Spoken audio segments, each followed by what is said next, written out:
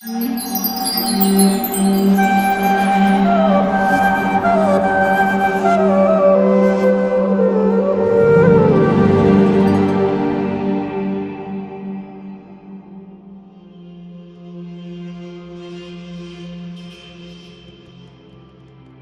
traditions like Buddhism, Jainism, and Sikhism have always considered reincarnation a central tenet of their worldviews.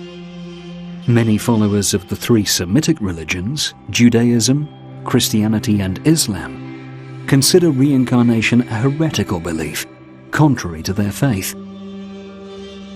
But this condemnation of reincarnation does not originate in the Semitic scriptures.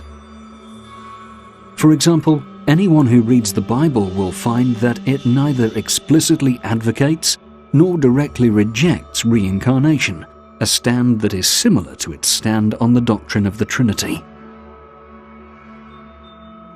What is important is that some verses like John, chapter 9, verse 1 and 2, and Matthew, chapter 17, verse 9 to 12, do acknowledge reincarnation.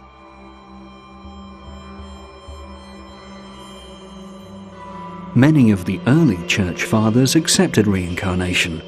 Origen, the Greek Christian priest, by far the greatest thinker and biblical scholar of his day, is a prominent example. Christians nowadays rarely believe in reincarnation. Certainly the Catholic Church doesn't believe in reincarnation. But one of its most famous saints, arguably its most influential teacher, St. Augustine, wrote a book on free choice of the will. And in that book, he talks about possibilities for an afterlife. And one of the possibilities he entertains is reincarnation. And he doesn't rule it out.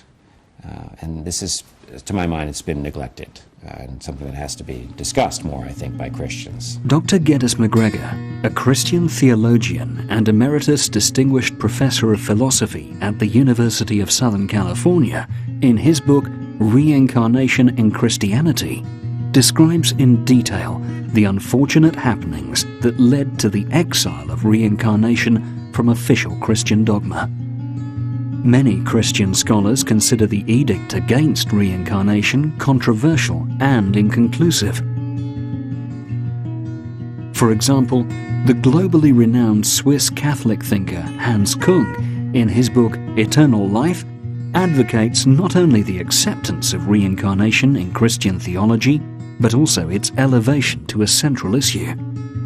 Like the Christian Bible, the Hebrew Bible and the Quran are also relatively silent about reincarnation. The Islamic scholar Nader K. Mercer, in his book Reincarnation and Islam, has shown how belief in reincarnation is not incompatible with the Quran and overall Islamic doctrine.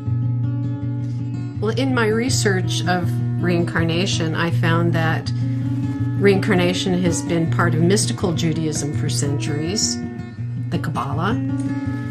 It was part of early Christianity, and the Roman Church did a pretty good job of eradicating the belief in the West.